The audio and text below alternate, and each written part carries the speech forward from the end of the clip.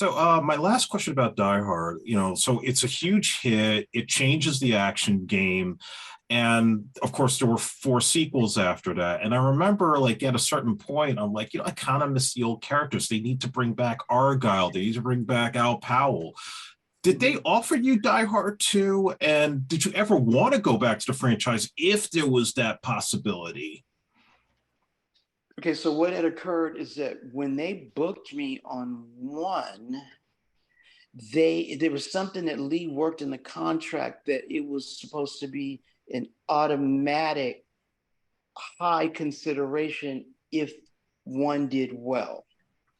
And it's like if it was in the contract, it was like how you have a point, Mhm. Andre. Like, okay, it was like it's something like that, a point not being paid a percentage of the box office gross on the second one. However, to be highly considered, which means booked on the second one, and to communicate and come up with some sort of agreement on that with Joel, directly to Joel. Let's have a sit down, Lee, Joel, and Devorier, and let's talk about this shit. That was the get down, the contract. However, I had completed Die Hard 1, and Walter Hill and Joel, Walter Hill, what, 48 Hours? Yeah, Beverly Hills?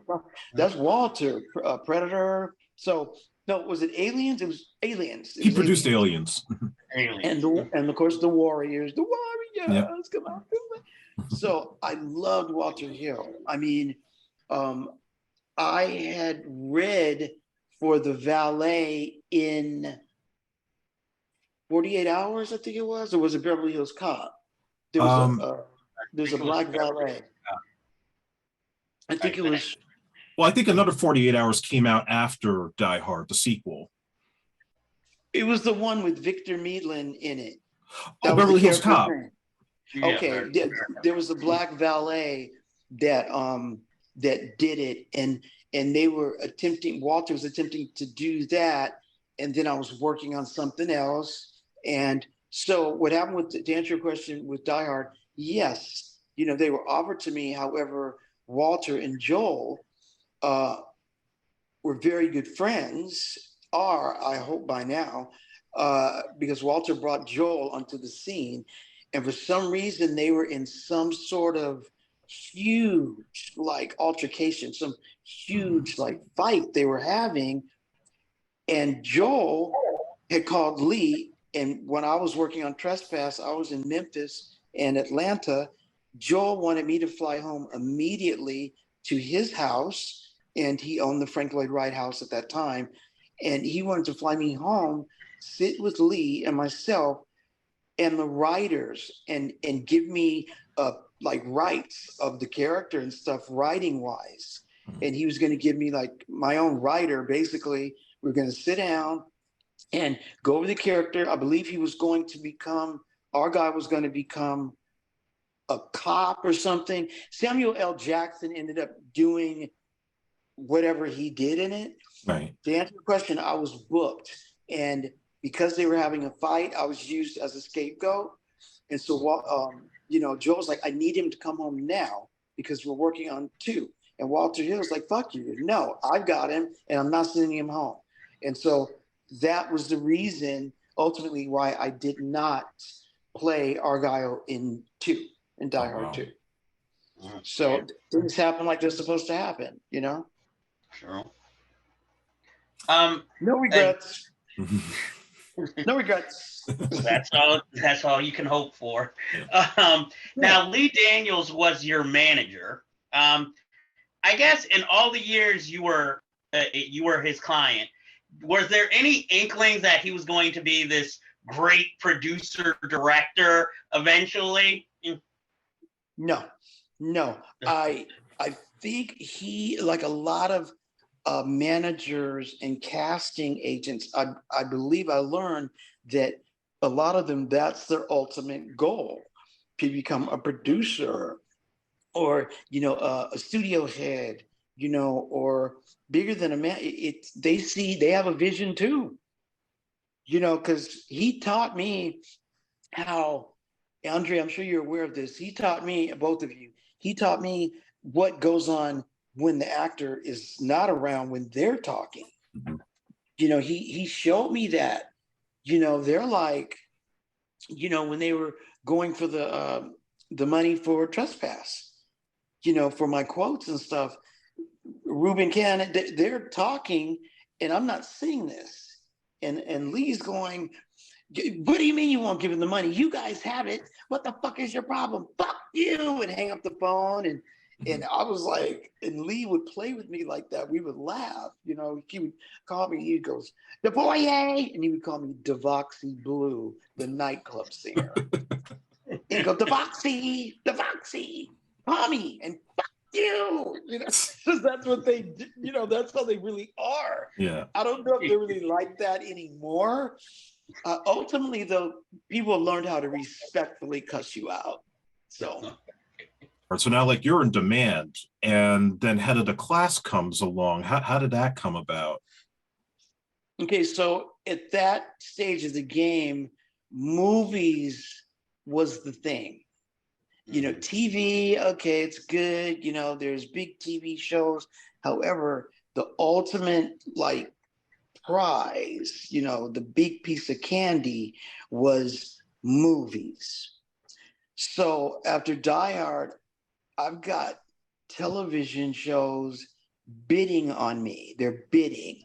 It's like you had 227 with Regina King, and then you've got Head of the Class.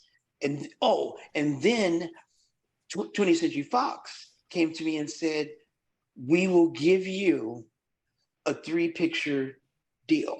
Holy shit. Wow. And the thing about that, though, you choose the scripts.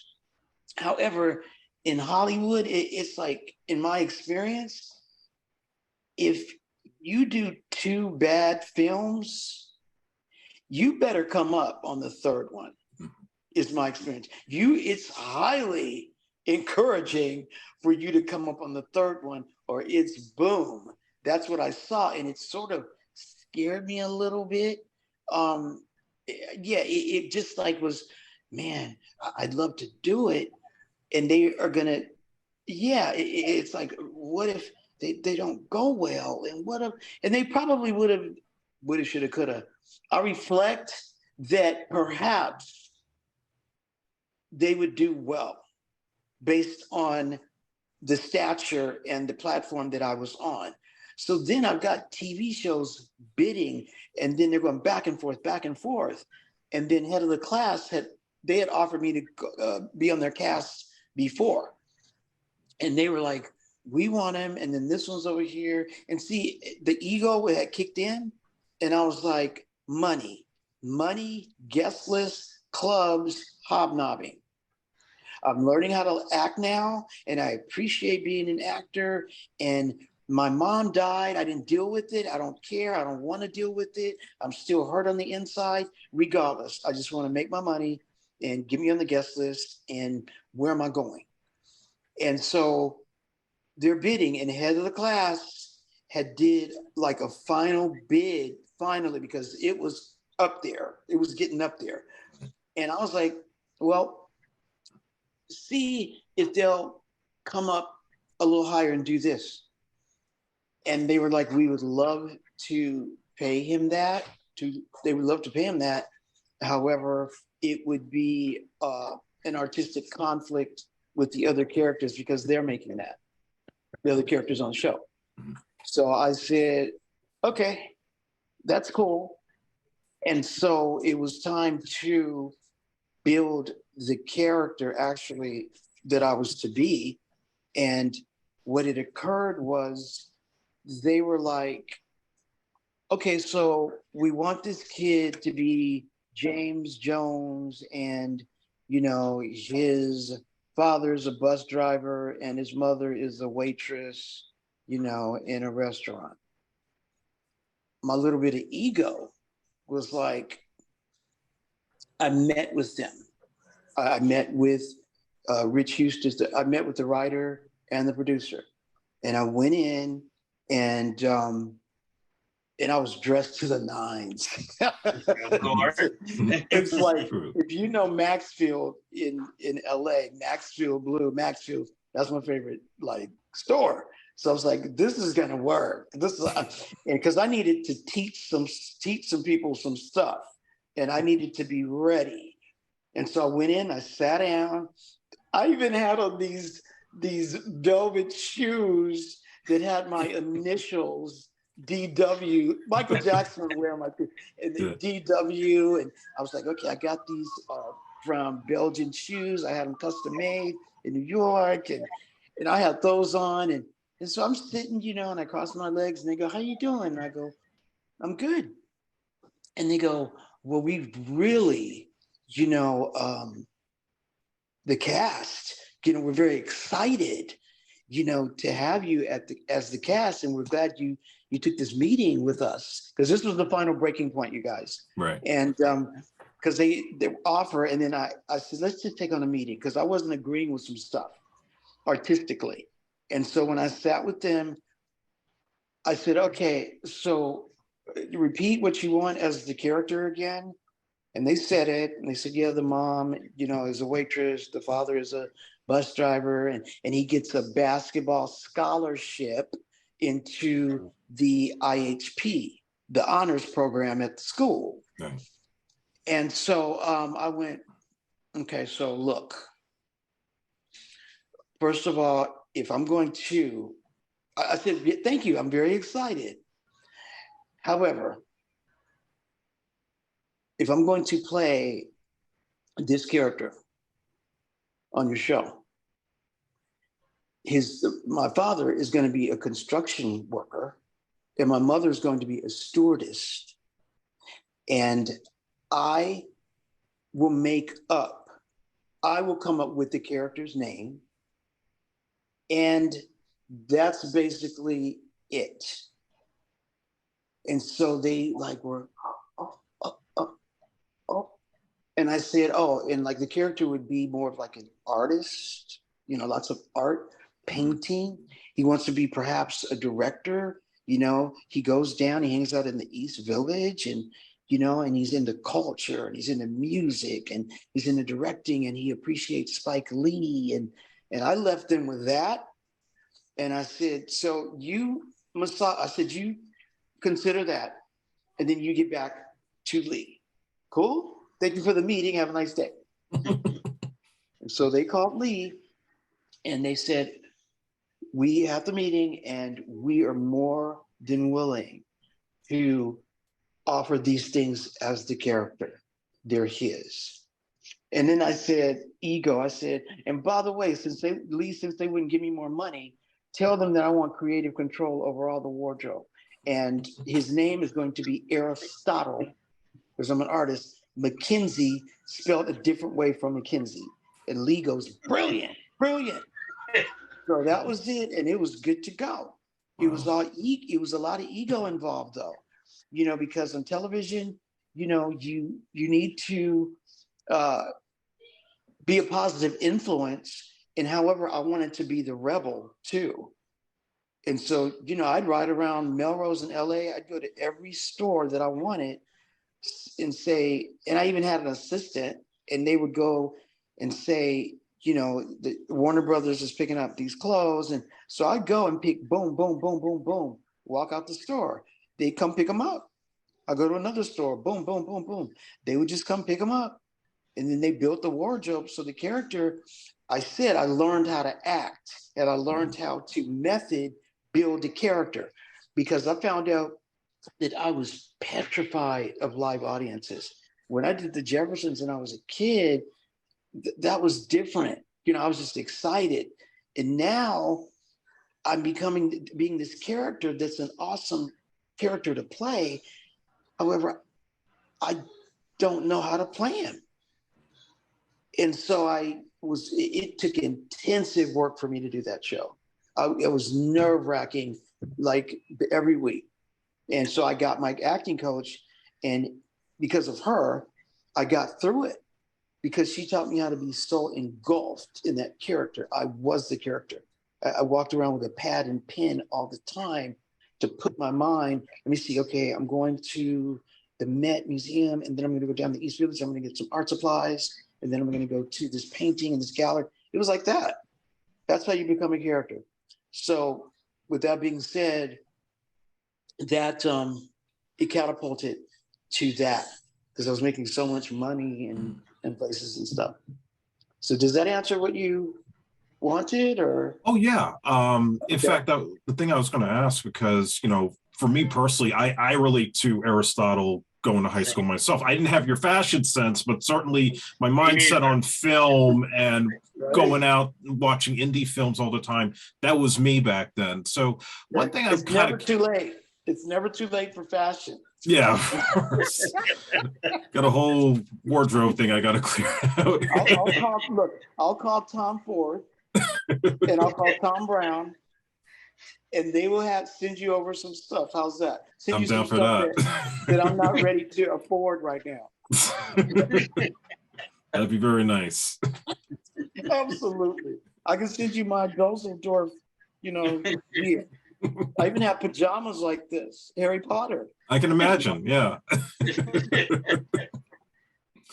The question I want to ask about Aristotle, was Spike Lee an inspiration for that character in terms of his personality and his mannerisms? It was more of, he was a director. He is and was a director, and he had gotten so much recognition and so critically acclaimed that for my character, I looked more at it as I was aspiring to appreciate the elements of this man's career. It wasn't the only element. He was a big force, so a thriving force in building that character, though.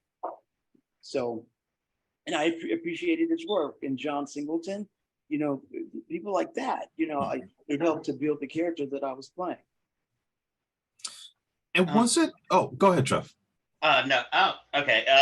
I was just gonna ask, like, you're building this character. You have creative control over this character, and I know you spoke about ego, but also supporting, all the actors around you in the scene. So I was wondering, once you joined the show that had been running for so many years, and then having that creative control, was there any, I guess, like, were they welcoming to you, or was there any like jealousies and asking, "Oh, why does he get that?"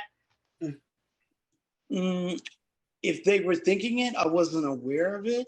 I was aware, though, that they were like, because somebody told me, they're like, "Oh, did you guys hear that the guy from Die Hard is going to join the cast?" I remember that, and I remember they had a luncheon at Bistro Gardens, I think it was, and it was a big deal.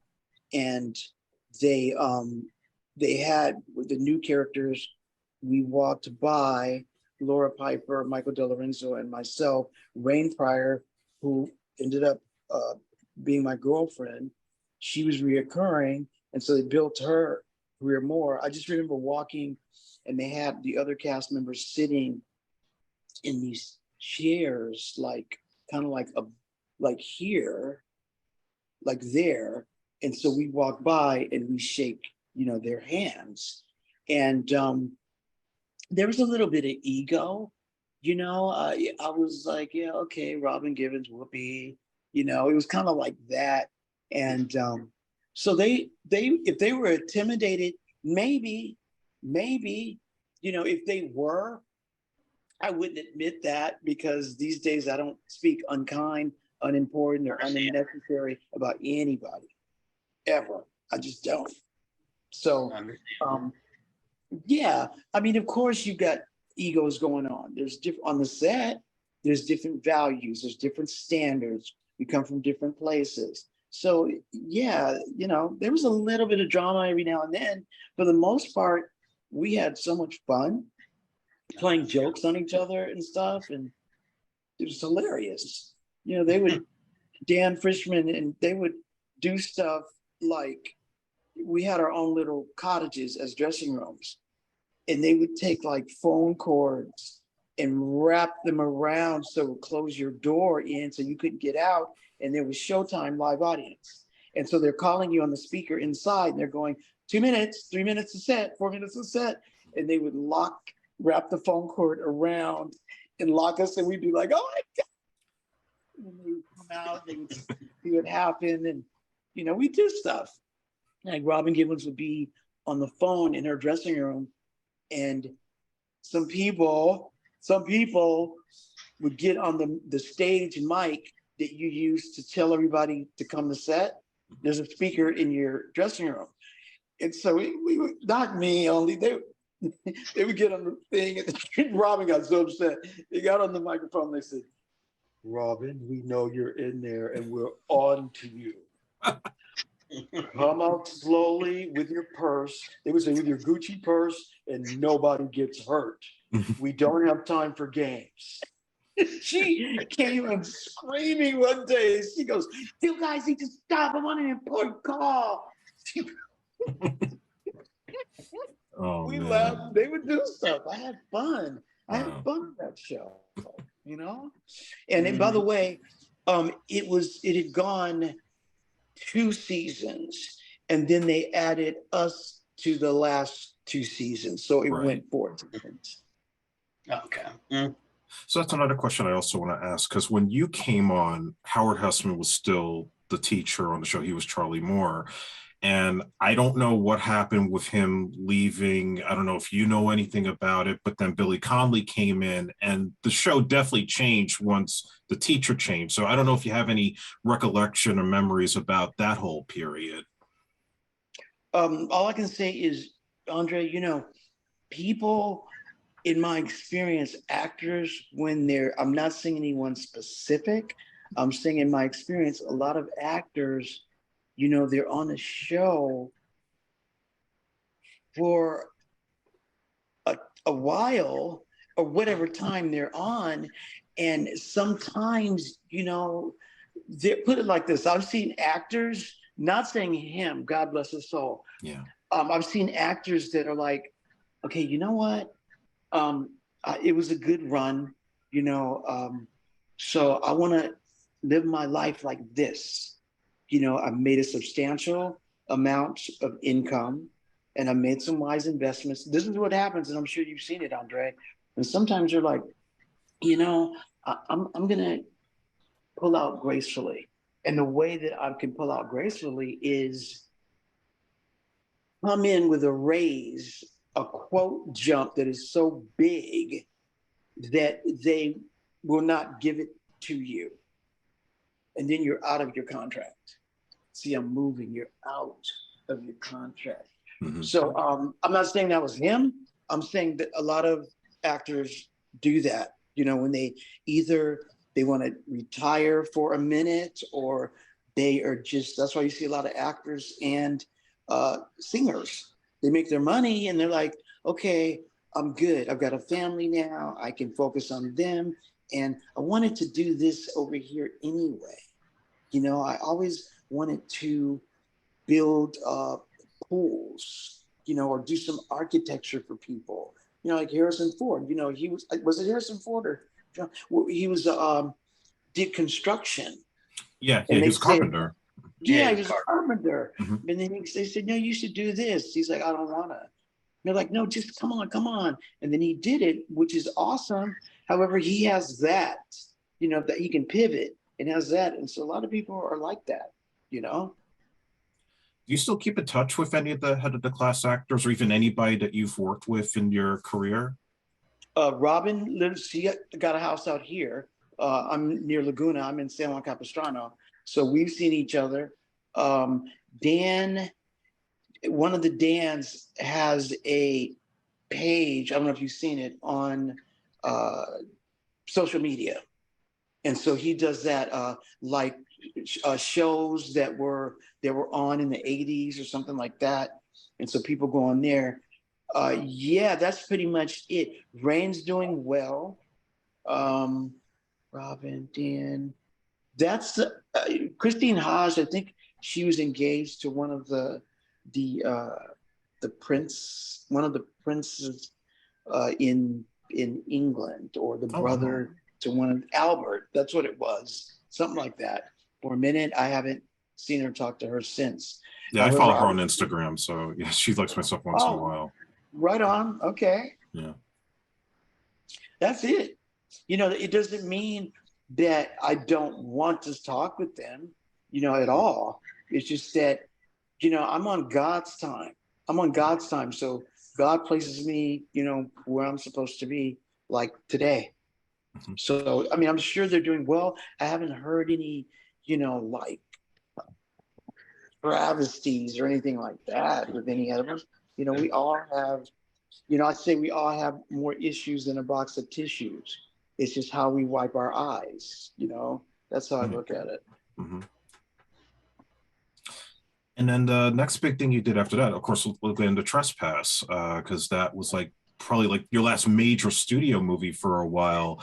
And you spoke about working with Walter Hill, and I mean, he's a legend. There's just no denying that fact.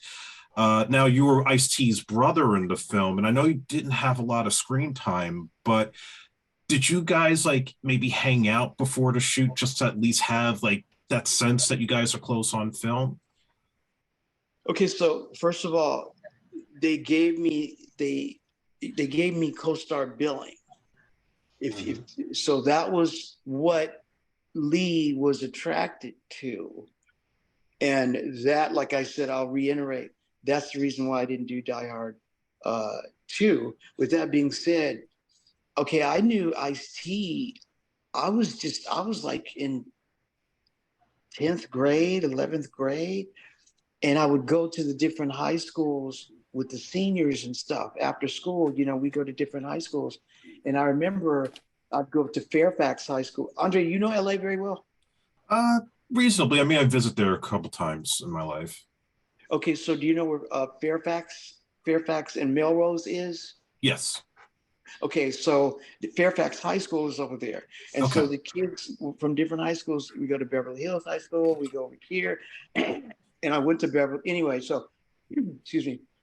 And so Ice-T would be in the parking lot selling Fila sweatsuits out of his trunk. You know, I don't know what the who his manufacturer was to get those sweatsuits.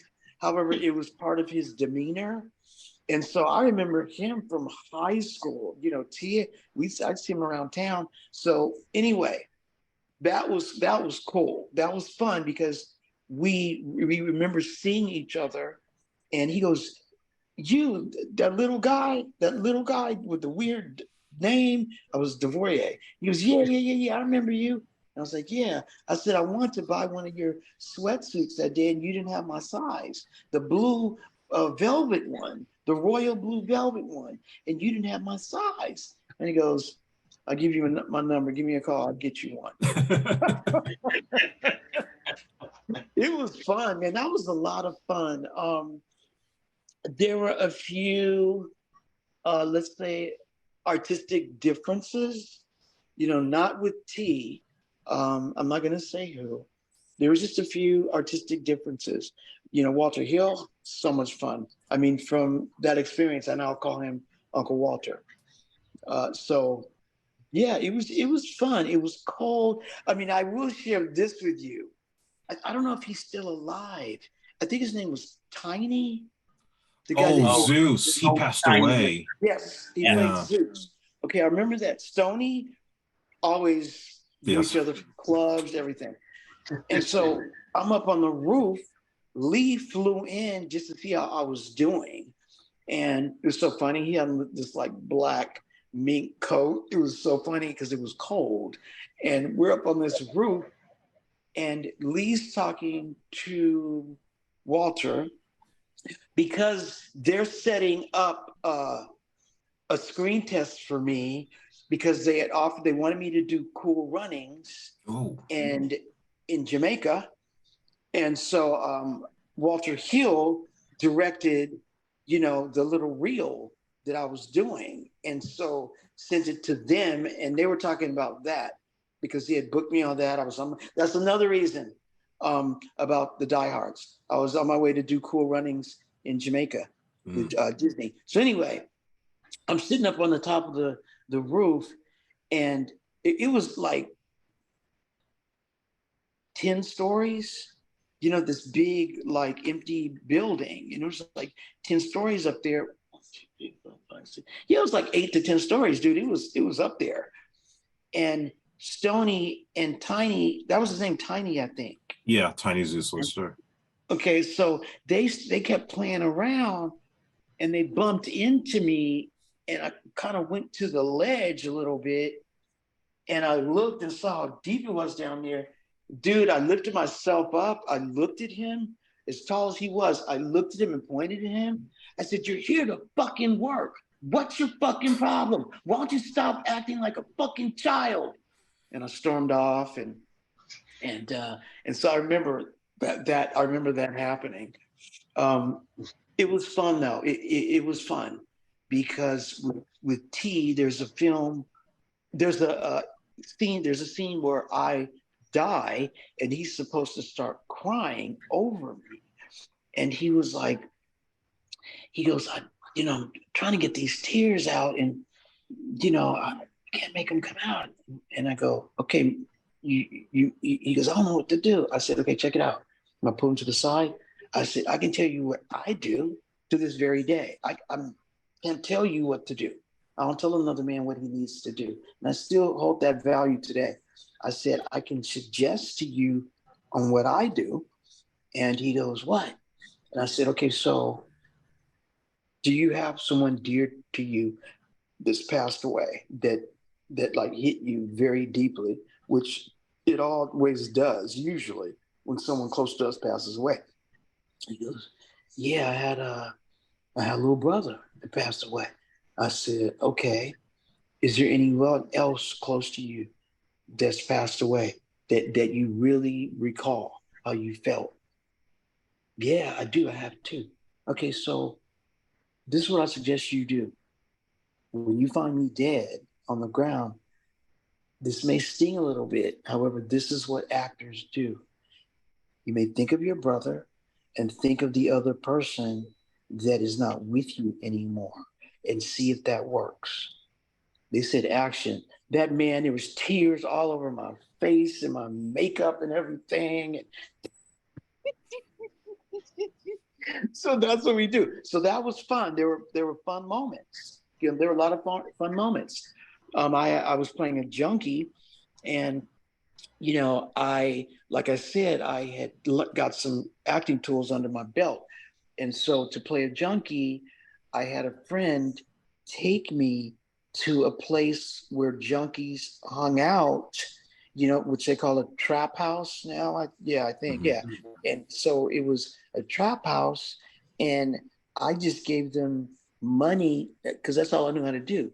Just gave them money. I didn't realize it was money for their drugs necessarily. Duh. I just, my friend said he'll pay you to watch you guys. And so I sat and I watched them for like 2 days. I came and I would sit for like an hour. Then I would come back the next day and I would sit for an hour, and I watched how they did all that stuff.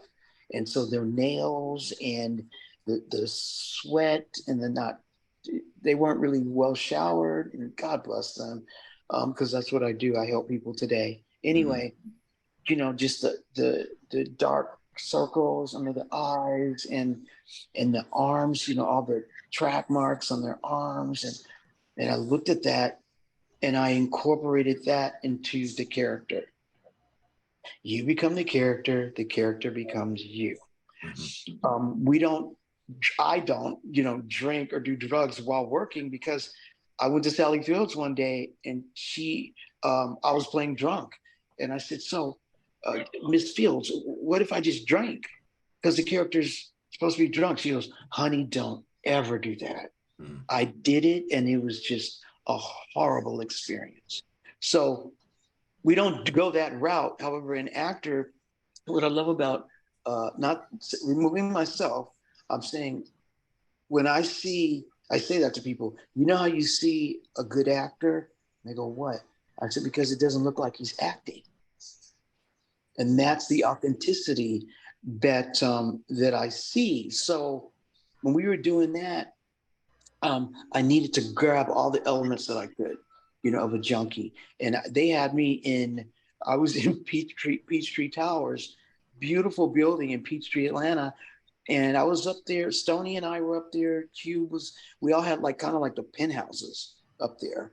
And because when we first got there,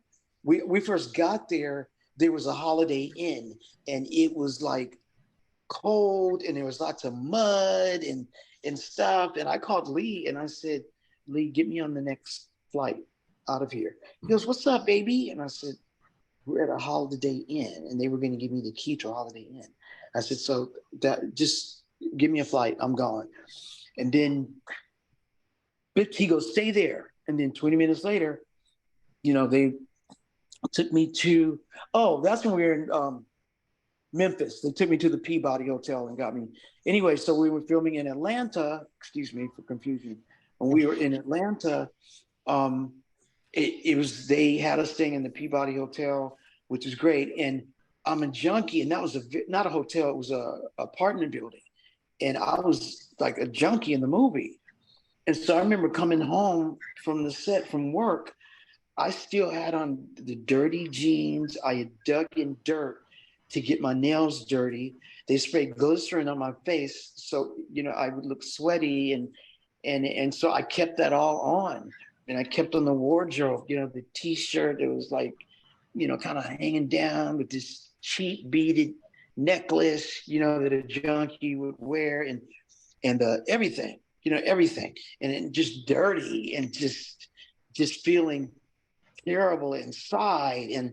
And my brother's King James, he's the biggest drug dealer in the city, and so I'm a badass, and I'm just looking like basically a bum.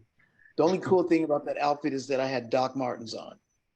and so what I'm saying is I got in the elevator, and there would be these couples in the elevator that were going up to their penthouses and stuff, and they get in, they see me like this, and I'm looking tired. I'm look like I have black in my eyes because the makeup, and I was tired, and I was just sitting there, and shoestrings untied and everything, and I remember them getting in there, and they're like, "Oh my God!" And to add to the character, I'm like, "The fuck you looking at?" To stay into character. And so that's what we do. And one quick example, Alexander Goodenough in Die Hard, the blonde guy, the terrorist, he was married to Jacqueline Bisset at the time, and they lived down the street from me in Benedict Canyon. I remember that.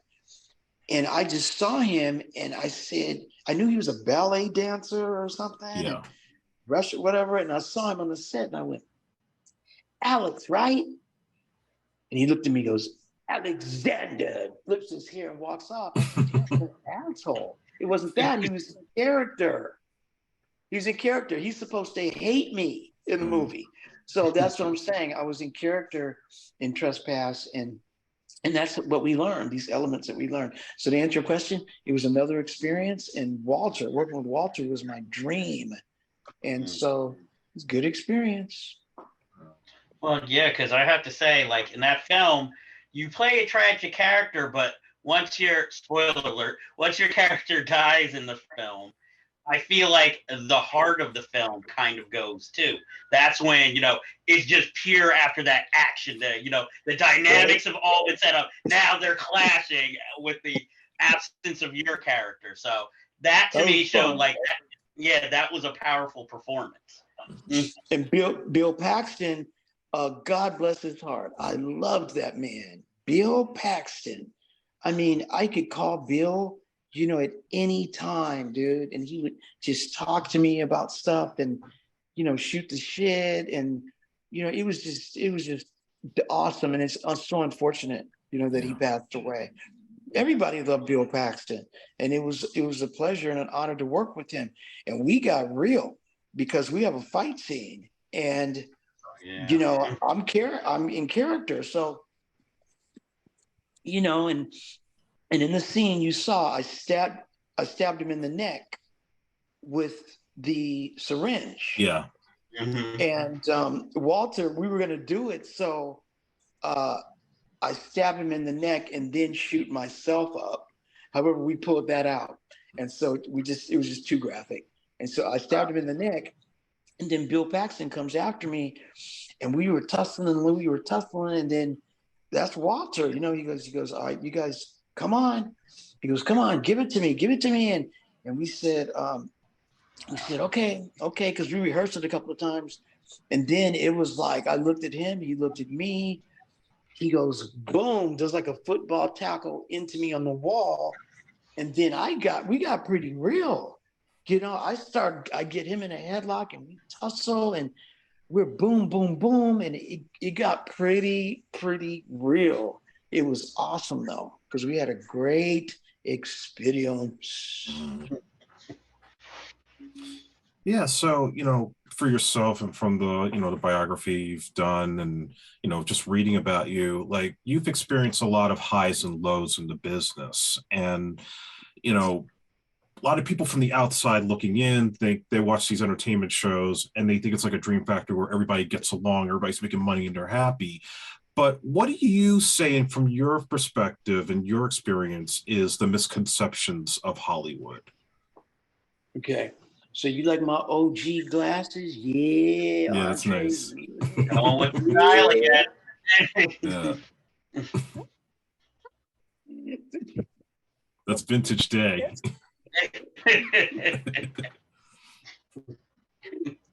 I like so no, what the misconceptions is that it's like the same people don't understand or their perception is different. They don't understand that we're real people and we have real lives. And I've learned later on that what it comes down to is if one really appreciates themselves and they live by integrity and they live by values, then if that's set in stone, which I learned later on, if that's set in stone, then it kind of gets to a thing where it's none of my business what people think. It isn't. It isn't. That's none of my business. And so having tools like that are being grounded. Sometimes they don't mix in with how people think that you should be for them to be pleased with you. Make sense? Yeah, totally. And so, you know, there's a misconception. There's a lot of ego in the entertainment business. If that's what you do, that's what you do. And then there's some, it depends on who in what situation.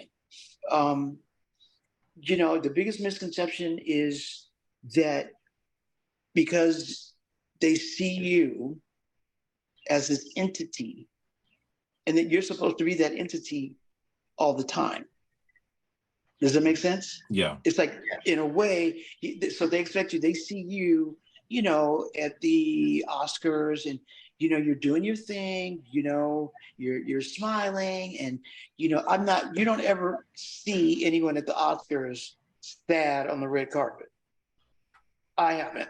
Mm-hmm. And so it's a persona, you know, even if you're pissed off, you smile. I've seen Annie Lennox on the Jimmy Kimmel show. That woman flew there and was like basically coming down with pneumonia. And he said it to her. He said, I understand, you know, you're not feeling well. And she goes, yeah. She got up there and sang like it was one of the best concerts she ever did. Mm. So you put on this sort of persona, unless you are grounded in here. The ones that I've seen that are really grounded, that appreciate life when they wake up. It's like today, I say to people, they go, how are you, Day? And I go, I'm good. I opened 2 gifts today. Do you know what those were? And they go, what? I go, my eyes. Yeah. And so, you know, when people learn, or some people miss it. Andre, they don't understand that people have plans tonight. They're not going to make it. And there's people that have plans for tomorrow morning, they're not going to wake up. And so when you say the misconception, if you're grounded, I strive to be every day, appreciate everything. And anything that happens, I attempt to take the good out of everything. And I'm huge on acceptance. Now, just because I accept something doesn't mean that I need to like it. If I accept it, though, I can accept it in a way where, okay, I accept that, though. It sucks, however, I accept it. And it puts me in a different element where I can appreciate things more and move on. So again, the misconceptions are it depends on the individual. And a lot of preconceptions are when you see actors at the Oscars or you see them doing this, they want you to be that all the time. Mm-hmm. It doesn't necessarily mean that you don't have a life. That's why I've seen, I'm not going to say who recently, she's big. And, they showed her getting out of her car, her fancy Rolls Royce and all that. No judgment. That's where the person is. And they show her getting out the car, and the reporters were really nice and respectful. They were like, good to see you. You're looking good. And then they're following her and they go, we don't want to bother you. We just want you to know that we love you very much. And then she turned around, she goes, it's not for you, and slammed the door. Wow. So there's a lot of insecurities, and so like, that's what I'm saying. People get you fucked up because they think that you're supposed to be this grand person, and times have changed, man. It used to be you ask people for an autograph and that's cool. I mean, I did something where I signed like a lot of them to give out to people for Die Hard and photos. That's kind of old school. People want that stuff, that memorabilia. However, today it's like I saw Boy George once. Boy George is like, well, times change. It used to be what people would stop an autograph, and he goes, now, people walk up to you and they go, hi, and they go, yeah, that's it. That's it. There's no more. May I have your autograph? And times have changed. So the preconceptions are that, people want you to be what they want you to be when they want you to be it. Mm-hmm. And life doesn't work that way. It just doesn't.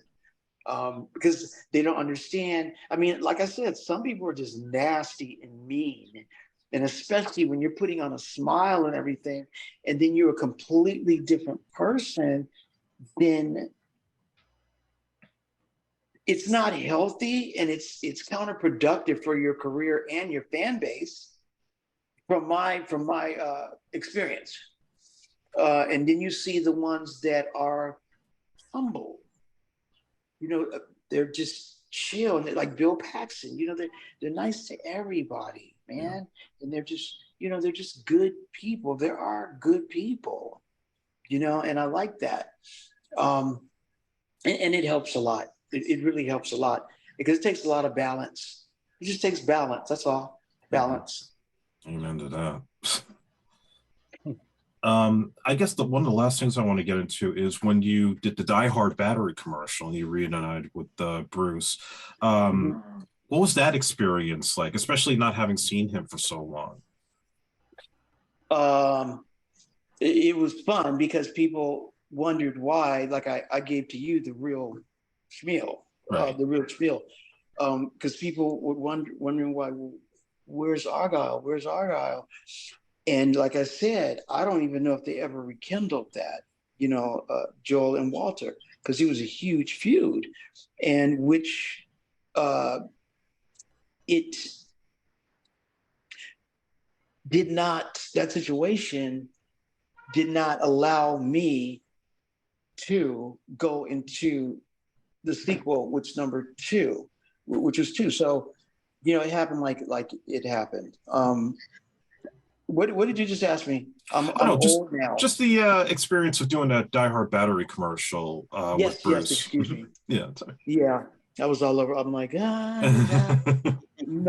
because I'm looking because I'm in San Juan Capistrano and the beach, it's kind of like overcast today and the rain has been happening. So the Die Hard, yes, that was fun.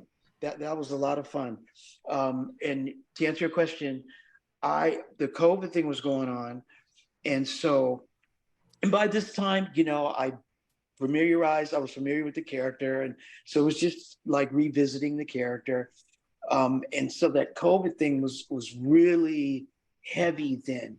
It's like you have to wear a mask everywhere. Yeah. I mean, and they had like a little area. At that time, I would smoke a cigarette like maybe a couple of times a day. Thank God I don't smoke them anymore. Nasty things. And so they had a little area, the small little area with these like little poles, plastic poles around it if you wanted to smoke, and you could take off your mask. So it was so apparent. I mean, it was so imperative that you wear these masks that I'm such a happy-go-lucky person because, first of all, I needed to find out who Day was. I shared that with you. There was a time lapse, and I needed to do some soul, spiritual, deep searching to find out who Day is and what my purpose is in life. And so by the time I got to the commercial, I was just happy to be there for one and have the opportunity that these people came when it presented itself, and the way that it was orchestrated and the way that it was delegated to do that job was just amazing, because they came in and, Andre, I get stuff all the time, where you do this, or you do an interview, this, or you do that. And I send them to my management. And so on that one, they came in and they said, we would like DeVoyer White to do this commercial. Bruce is on board. It's Advanced Auto Parts and blah, blah, blah, blah, blah. And I sent it to Greg Sims, my manager at Aria Management. And I said, I'm sending this to you. And he read it. And he came back to me and he goes, the way that this was presented, I know who their advertisement, I know all of them, who they are, who they're working with. And they saying that they want you to do it. If they have to, they'll get someone else. However, they really want you to do this. And he goes, it would be very, very advantageous to you in a career move. And I said, okay. And usually back in the day, I told you, still, they see what your quote is. They come in, and they say, okay, can we start with this? And you guys know how it works. Let's start with this. No, we won't do this. We'll do that. Okay, well, can we do this? Well, we'll do this. Plus, can you give us that too with that? And then maybe some of that. That's how it works. Mm-hmm. Dude, they came in and went, boom.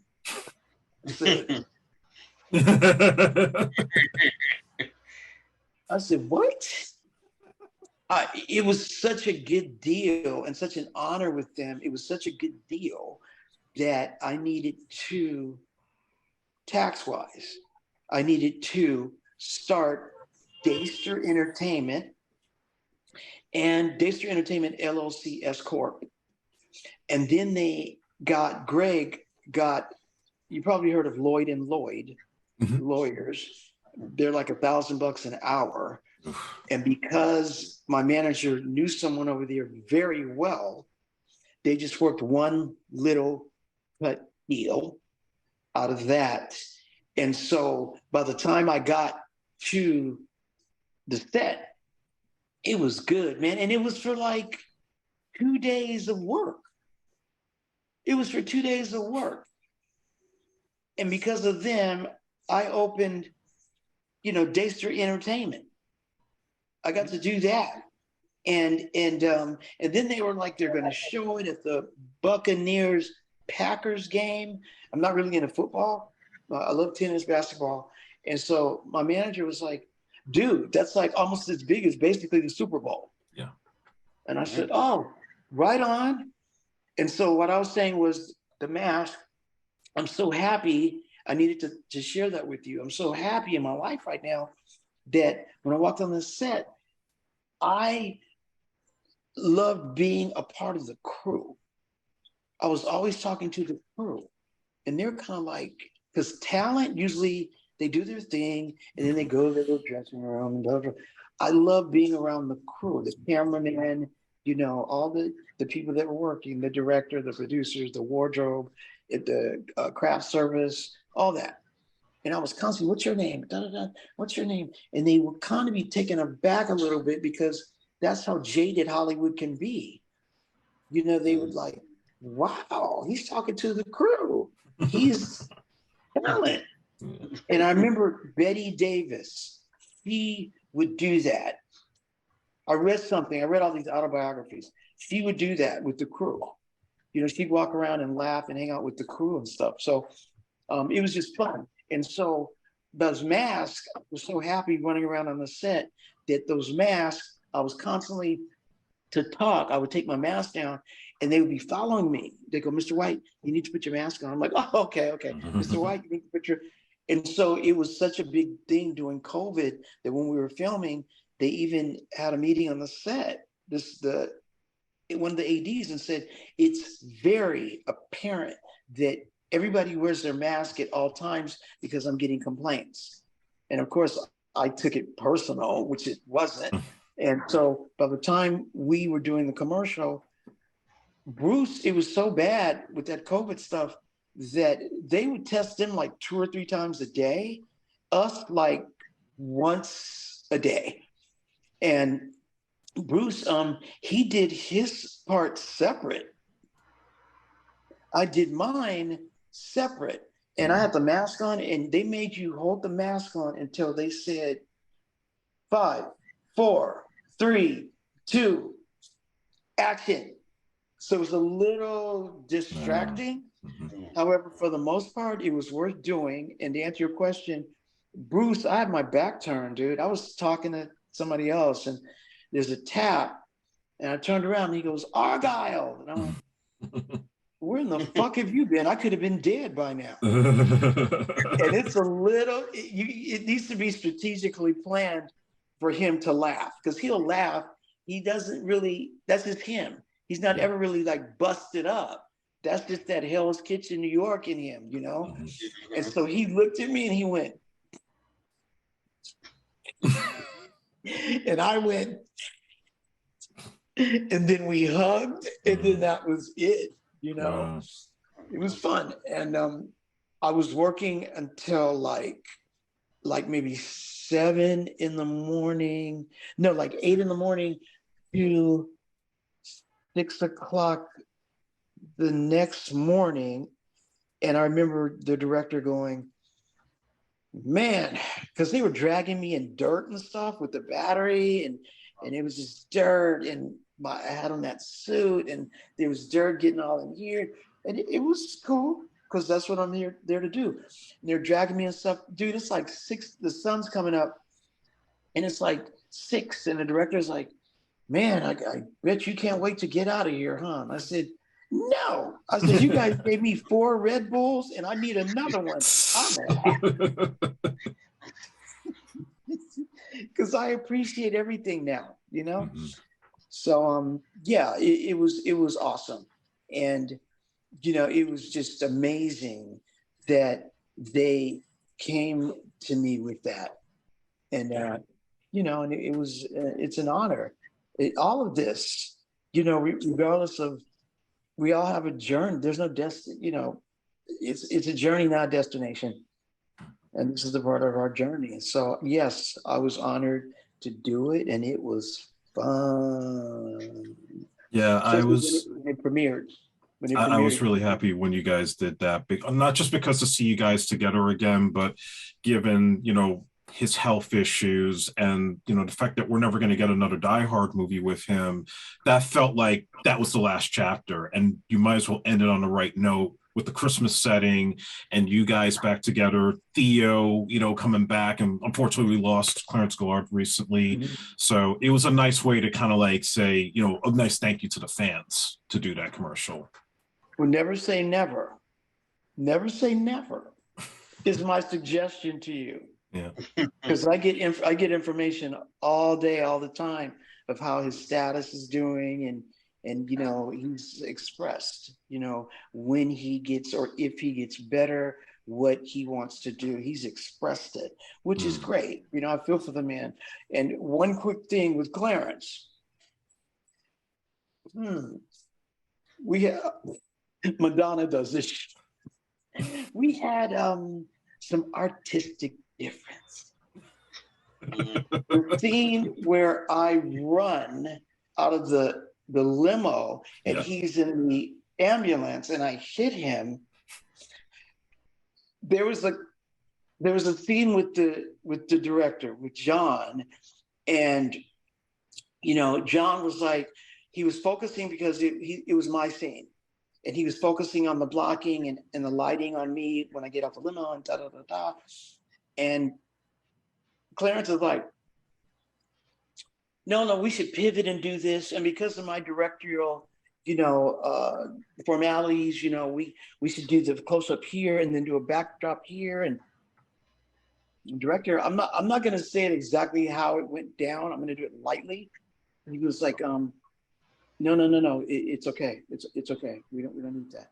And then he goes, no, I really think that he goes, no. He goes, it's DuVourier scene. This is how we're going to do it. I made that very light for you guys, how it went down. So, and so the part where something was said to me, some words that, like I said, I'm a method actor, and some words were presented to me that were not artistically aligned. And so with that, I keep it real though. I really do. I've learned how to do that in my life. I'm not phony. That's one thing. I say that for the screen. Somebody said something to me like a week ago and I go, no, dude, I don't do drama and confrontation. I do that shit. Go see Die Hard. So my point is, I had been like affected by some words. Today, I could care less. I can give a flying bat's ass about what somebody thinks about me. Then, though, I'm in the midst of transitioning and I'm learning how to act and I'm learning how to do characters. And so I was so affected by some words that came at me that were so negative, and I was so young at the time, and I'm building up self-esteem, and so I ran to go hit him, and the stunt coordinator came in. I was so angry that I didn't want to follow through, and so I went like that, and it wasn't good enough. Joel saw it, and the stunt guy comes over and he goes, "Day, I need you to follow through on your punch." And I said, "Oh, okay." And then more words were presented, and I went, "Oh shit, okay." And they said, "Action." I ran and went boom, and I really hit him. So everything you saw, the glasses and me going, "Oh, that hurt." I really hit him. I mean, unfortunately, I don't feel great about it at that time, though. If I saw him today, I would make an amends. And we did see each other on the commercial, and the amends was not presented because of further artistic differences. I'll put it like that. So, I respect anybody that's Black in this industry. I don't really say African American because I was born here. Mm-hmm. I'm North African, I'm Ethiopian, and I'm Portuguese. However, I'm Black. And that's just what my get down is. I don't go around, I don't say, "No, I'm Portuguese. No, I'm from North Africa, Ethiopian. My grandpapa is Addis Ababa."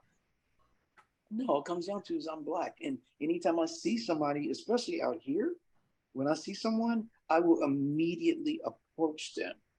Because out here, sometimes there's this thing out here in San Juan Capistrano by the beach. And so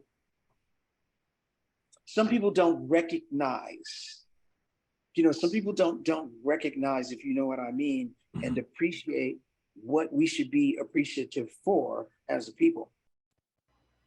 And so when I see somebody, I go out of my way and I say, I just wanted you to have a good afternoon. And I will always pay homage to my brothers and my sisters. And they look, most of them are like, yes. The women, the mothers, like, yeah, baby, that's right. And some go, yeah, right on, brother. And then a few of them are like, yeah. We came out of here to get away from you. Yeah. Which is rare. Which is rare. So, there's going to be artistic differences, and it's how I handle them and my behavior. And do I respond or do I react? Today, I respond, and I'm into acceptance, and I'm into being confident. Well, do you have anything coming up next that you're at liberty to talk about? Let's just say there's 15. No, seriously. There's a couple of things that, because they have me binded by contract. Sure. It is Netflix. I can give that to you. Mm-hmm. It is Netflix, and we've done the first pilot, which automatically sold because it's the same producers and writers as Cobra Kai. Oh, nice. So we've knocked that out. And then I go to New Mexico at the end of June to do that. We're doing that again. So very promising stuff is set up. And there's a couple of things. Just stay tuned. And it feels so good, man, to go through this journey. I met you.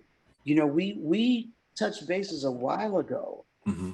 And I come back and forth with you, and you put something about somebody, and I said, Andre. I know what you're talking about, and I apologize for that, knowing what I know now. I was like, man, I'm going to come down there and kick you out of the director's chair with my go-go boots on. No, dude, it's like I said, you got to know me. I'm very comical, dude. And first of all, I have no filter. I use one today. I have no filter, dude. You guys, I just don't. I just don't, I just don't. I'll say stuff like, somebody says something to me.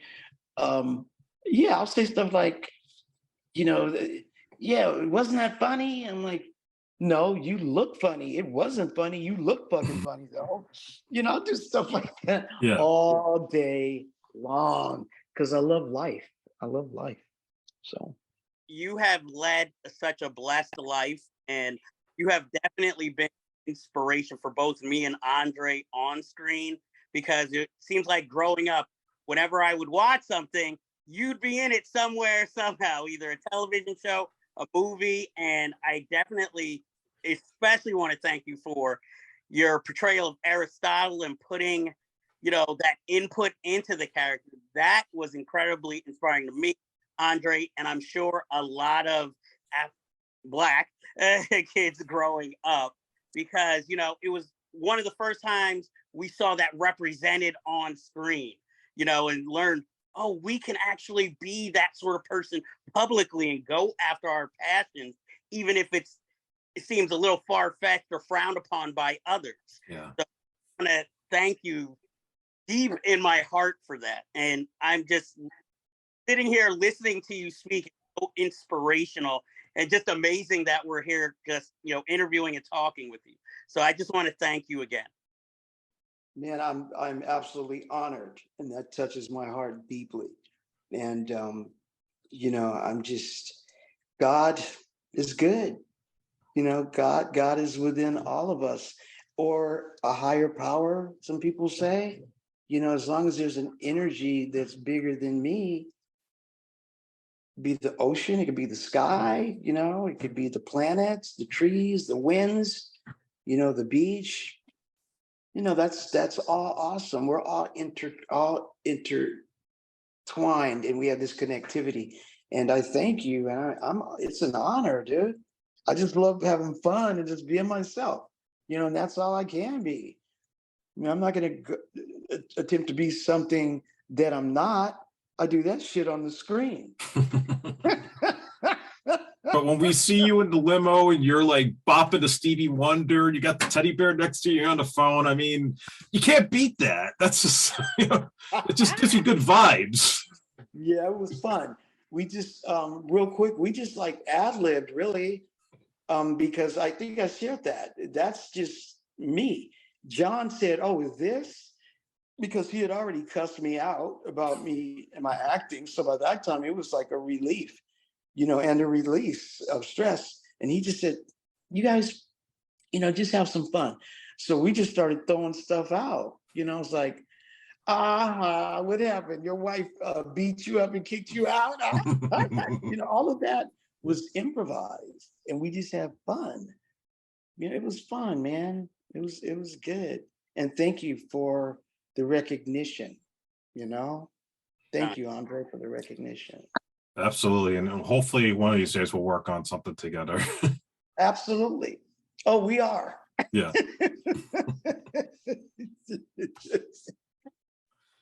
All right, Dave. So again, thank you so much for your time. We really appreciate this. And please come back anytime if you have any new projects you want to plug or any films you want to discuss, you know, feel free anytime that you want.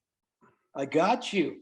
And Greg is happy that we connected, and I'm happy that I connected with you guys. So, you know, it's all good. I'll hit you up soon. All right, absolutely. Appreciate it. All right. Big love, man. And God bless you guys. Have a wonderful you take day. care. All right. All right, man. Peace. Peace.